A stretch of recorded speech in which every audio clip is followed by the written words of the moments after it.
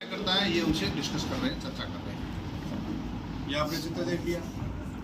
ये राजस्थान के मुख्यमंत्री माननीय भजनलाल जी के साथ में आदरणीय नीम सिंह जी के नेतृत्व में सीमा जन के कार्यकर्ता, ये आप देख सकते हैं। ये दिल्ली में आदरणीय भूपेंद्र जी यादव केंद्रीय मंत्री के वहाँ उस मंत्रालय में हम सभी बीजेपी के कार्यकर्ता भी साथ हैं और सीमा जन के नेतृत्व में हम सभी गए थे। ये छाया चित्र ही अपने आप में आपको ये बयां कर सकते हैं कि प्रयत्न लंबे समय से चले हैं और बहुत लोगों ने ये माननीय गृहमंत्री अमित शाह जी के साथ में चर्चा कर रहे हैं।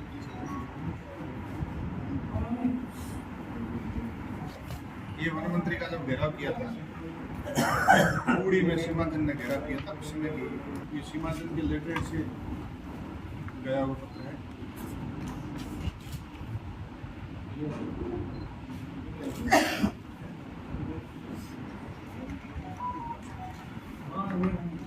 ये उपराष्ट्रपति ने दिया हुआ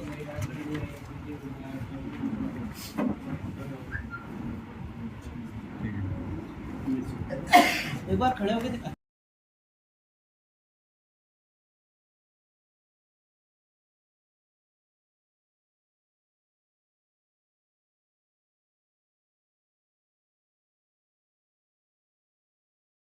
सबसे पहले तो दिवाली के अवसर पर सभी पत्रकार बंधुओं को नमस्कार कर रहा हूँ।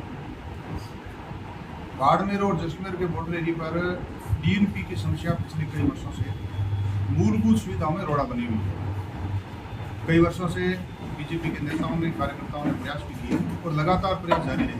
किसी ने कोर्ट में प्रयास किए, किसी ने सदन में किए, किसी ने सड़क पर किए, परंतु विशेष करके सीमा जन कल्याण समिति के प्रयास और मेहनत के कारण ये सब कुछ हो पाया। मैं अभी 4-5 वर्षों की आपको जानकारी देता हूँ। 2019 में सीमा जन कल्याण समिति की एक जैसलमेर में बैठक होती है। सीमा जन कल्याण समिति के अखिल भारतीय सह संयोजक नीम सिंह जी का नेतृत्व करते हैं। उस बैठक में यह निर्णय हुआ कि इस बॉर्डर पर दोनों जिला में जिस प्रकार से नागरिक मूलभूत सुविधाओं के अभाव में जो समस्या झेल रहे हैं, उसके समाधान के लिए पिछले कई वर्षों से प्रयास तो हो रहे हैं, लेकिन एक डीएनपी मिशन के रूप में हमें पीछे पड़ना चाहिए। बैठक करके और ये तय हुआ कि हम लिखित में पत्र भी भेजेंगे, दिल्ली भी जाएंगे, जयपुर भी जाएंगे। दोनों सरकारों के संबंधित जनप्रतिनिधियों और नेताओं से, मंत्रियों से चर्चा करके इसके निवारण के लिए प्रयास करेंगे। उसी दौरान तत्कालीन उपराष्ट्रपति वेंकैया नायडू जी का प्रवास जैसलमेर होता है। वहाँ सीमा जन कल्याण समिति के सभी कार्यकर्ता आदरणीय नीम सिंह जी के नेतृत्व में उनसे मिलते हैं, घंटा भर वार्ता होती है और पिछले समय में जो अखबारों में कटिंग या पिछले समय में जो पत्राचार चला है, पिछले समय में जो कोर्ट में कार्रवाइयाँ चली है, सबसे अवगत कराते हैं। आदरणीय उपराष्ट्रपति जी ने उनको दिल्ली आने का कहा। उसके ठीक बाद में बीएसएफ का स्थापना दिवस था जैसलमेर में और गृह मंत्री माननीय अमित शाह जी पर आए। केंद्रीय मंत्री गजेंद्र सिंह जी शेखावत ने उनकी बैठक कराई और लगभग 2 घंटे तक बैठक चली। एक चीज से अवगत कराया गया। डीएनपी चूंकि वन्य जीव संरक्षण के लिए जमीन आरक्षित है, परंतु उसके कारण वहाँ नागरिकों की मूलभूत सुविधाओं से वंचित रहना पड़ता है, उसका निवारण कैसे हो, ये उनसे चर्चा हुई। तो माननीय अमित शाह जी ने भी यही कहा कि आप सारे डॉक्यूमेंट्स लेकर के दिल्ली आए। उसके ठीक बाद में कैलाश जी से चर्चा होती है। केंद्रीय राज्य मंत्री उस समय थे। फिर कैलाश जी ने और केंद्रीय मंत्री गजेंद्र सिंह जी ने सीमा जन कल्याण समिति वाले के कार्यकर्ताओं को कहा कि आप दोनों जिलों का डेलीगेशन लेकर दिल्ली आते हैं। दोनों जिलों का डेलीगेशन सीमा जन कल्याण समिति का, साथ में बीजेपी के कार्यकर्ता, जिसमें जैसलमेर के विधायक आदरणीय छोटू सिंह जी, पूर्व विधायक शान सिंह जी, सीमा जन कल्याण समिति के और भी कार्यकर्ता जिसमें वीरेंद्र सिंह जी भी थे, केताराम जी लीलर भी थे, सरजी व्यास, भूर सिंह जी, हरी सिंह जी मिठड़ो, यहाँ से मोतीराम जी हेगड़े, यशोक सिंह जी भी थे साथ में। हम सभी मिलकर के दिल्ली गए और दिल्ली कैलाश जी के आवास गए। उसके बाद में गजेंद्र सिंह जी के साथ में भूपेंद्र जी यादव के मंत्रालय गए। वहाँ लगभग 4 घंटे तक हमारी विस्तृत चर्चा हुई। उन्होंने सेक्रेटरी को बुलाया, 2-4 फोन उन्होंने जयपुर भी किए। तत्कालीन सरकार, कांग्रेस सरकार के कुछ मंत्रियों से, सचिवों से बात की। वहाँ कुल मिलाकर एक डिस्कस ये निकला कि उन्होंने कहा मैं एक सर्वे टीम भेजूंगा, भूपेंद्र जी यादव ने कहा। वो सर्वे टीम एक बार ये सर्वे करेगी कि हमें वर्तमान में वन्य जीव संरक्षण अधिनियम के तहत ये जो जमीन आरक्षित है तो जीवों को भी खतरा नहीं हो, डीएनपी जिस उद्देश्य से यहाँ डीएनपी एरिया हो उसमें भी कोई दिक्कत नहीं आए और हम कैसे यहाँ की जनता को रिलीफ दे सकें। फिर उन्होंने एक सर्वे टीम भेजी, सर्वे टीम गिराव के इस पूरे क्षेत्र में जैसलमेर में सर्वे टीम आई, हम लोग भी गए, आके बॉर्डर के लोग गए, सर्वे टीम सारा सर्वे करके वापस चली गई। उसी दौरान तत्कालीन राज्य सरकार के वन मंत्री सुखराम जी विष्णु भी आते हैं, खूड़ी किसी प्रवास में आते हैं, तो सीमा जन कल्याण समिति के कार्यकर्ताओं ने वहां जाकर के उनसे चर्चा की, तो उन्होंने यही कह दिया कि मोदी जी भी खबले तो भी होना नहीं है, हो नहीं पाएगा, ऐसे करके उन्होंने ऐसा कड़वा उत्तर दिया। सीमा जन के कार्यकर्ताओं ने नारे भी लगाए, घेराव भी किया और बाद में कैलाश जी गजेंद्र सिंह जी से बात हुई तो वापस सीमा जन के कार्यकर्ता दिल्ली भी गए। उसके बाद में यह बीजेपी की सरकार आई 2023 में, फिर 2024 में माननीय गजरलाल जी राजस्थान के मुख्यमंत्री उनसे जैसलमेर प्रवास के दौरान चर्चा हुई, मैं भी वही था जैसलमेर सर्किट हाउस में, और बाद में जयपुर में भी मुलाकात हुई, सीमा जन के कार्यकर्ताओं मुलाकात हुई। एक उसमें ये दिक्कत आ रही थी कि जो वन्य संस्थान देहरादून की सर्वे कंपनी है उनके लिए बजट की कमी थी, तो गजेंद्र सिंह जी ने ये अंतर्राष्ट्रीय योग दिवस था और समूह प्रवास पर आए हुए थे, उन्होंने एनएचआई के अधिकारियों को बुला करके और सर्वे कंपनी को एनएचआई के द्वारा बजट जारी करवाया, सर्वे हो गया, सारा काम हो गया। ये सब कुछ होने के बाद में अभी जो 5-7-10 दिन पहले एनओसी मिली है, जिसमें सुंदरा से लगाकर म्यादला और म्यादला से लगाकर जैसलमेर करीब 136 किलोमीटर रोड जो रुकी हुई थी उसकी एनओसी मिल गई। कुछ टावर यहाँ पूरे क्षेत्र में देख सकते हैं, कनेक्टिविटी के कारण लोगों में बहुत समस्या होती है, तो टावरों की भी अनुमति मिल गई, हम सब के लिए खुशी का विषय है। पर्यटन इस खूड़ी क्षेत्र में जो पर्यटन वहाँ बहुत बड़ी तादाद में वहाँ बड़ी संभावना है, तो ये रोड टूटी फूटी होने के कारण पर्यटन बाधित हो रहा था। उसके साथ ही रोहिणी के दौरे में भी पर्यटन का केंद्र और राज्य सरकार के प्रयास चल रहे हैं। बाखासर के रण में भी पर्यटन की संभावनाएं सरकार के द्वारा तलाशी जा रही है, सरकार प्रयास भी कर रही है।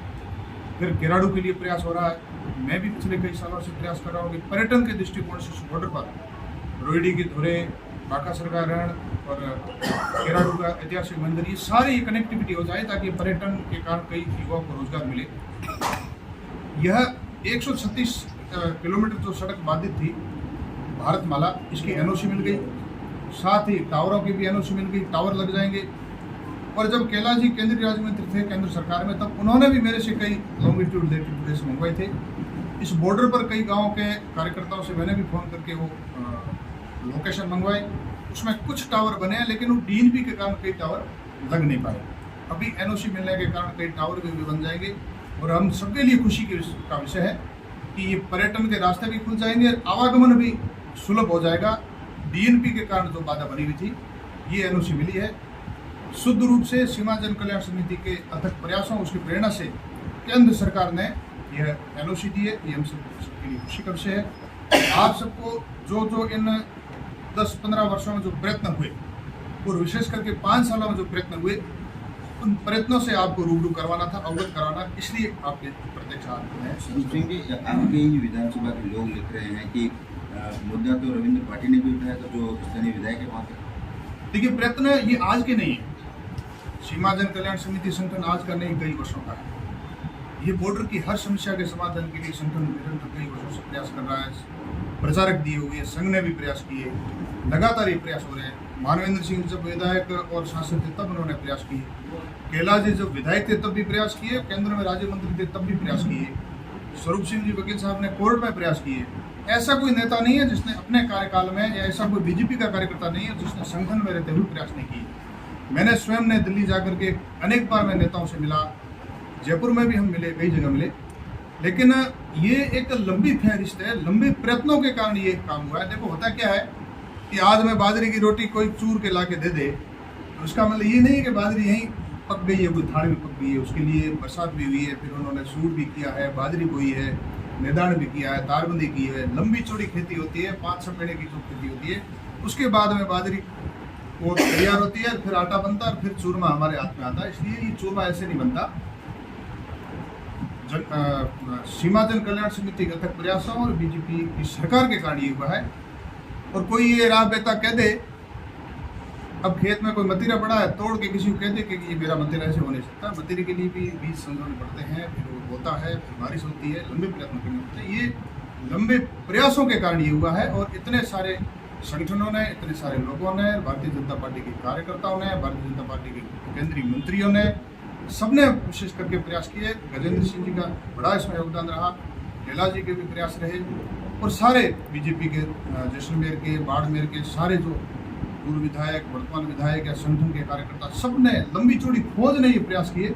ये इतना आसान भी नहीं है कि कोई कुछ कह दे तुरंत उसका फैसला हो जाए। डीएनपी अपने आप में एक बहुत बड़ा टेक्निकल समस्या है, ये अभी रिलीफ मिली है और अगर कोई और कर दे तो अभी तक तो बहुत अड़चने बाकी है। कोई करना चाहे 136 किलोमीटर का प्रोजेक्ट था वर्तमान का, जो 2016-17 में जिसकी लागत पहले 390 करोड़ रुपए थी और अब बढ़कर 872 करोड़ रुपए हो गई। वो समय के हिसाब से रेट तो बढ़ नहीं है। 2016-17 की ये रोड थी और अभी 2024 चल रहा है, तो लागतें भी बढ़नी है। पहले तो पूरी रोड ही बाधित हो गई थी। हम बजट की बात करें, बजट तो समय के साथ में सारी कीमतें बढ़ती है, परंतु रोड ही बाधित थी, उसकी एनओसी मिलना हम सबके लिए बड़ी खुशी का विषय।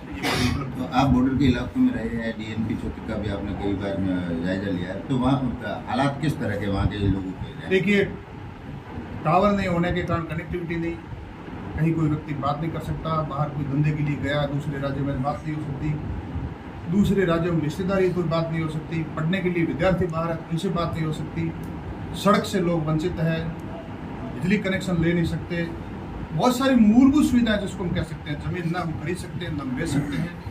मूलभूत सुविधाएं अगर उसका हम लाभ नहीं उठा सकते तो हर व्यक्ति ये समझता है कि मेरा यहाँ रहना बेकार है।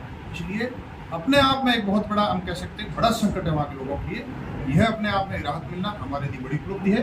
तो सीधा श्रेय सीमांचल कल्याण समिति और भारतीय जनता पार्टी के नेता और उनके केंद्रीय मंत्रियों को ही जाता है। ये आपको सर, ये केंद्र का ही प्रोजेक्ट है और केंद्र में पिछले 11 साल से आपकी सरकार रही है, इतना लंबा समय कैसे लग गया? देखो, मैं तो ये कह रहा हूँ, हो गया ना तो आप इसको उपलब्धि मानिए। बड़ा कठिन है क्योंकि ये सीधा वन्य जीव संरक्षण अधिनियम अपने आप बहुत कठिन कानून होता है।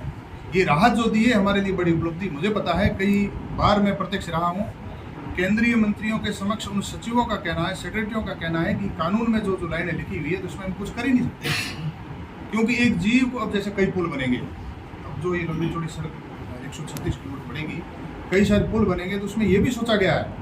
अब ट्रैफिक चौकी बहुत कम है, लेकिन पुल जो इतने दिए हैं उसका हेतु ये है कि मान लो वन्य जीव कोई जा रहे हैं तो नीचे से जाएंगे, उनका सड़क पर कोई नुकसान नहीं हो, कहीं हादसा नहीं हो। इतनी सारी चीज़ें, बहुत बड़ा सेंसिटिव मैटर है, इसलिए ये इतना होना, ये हमारे लिए हमें उपलब्धि मानना चाहिए। Thank you. ठीक है।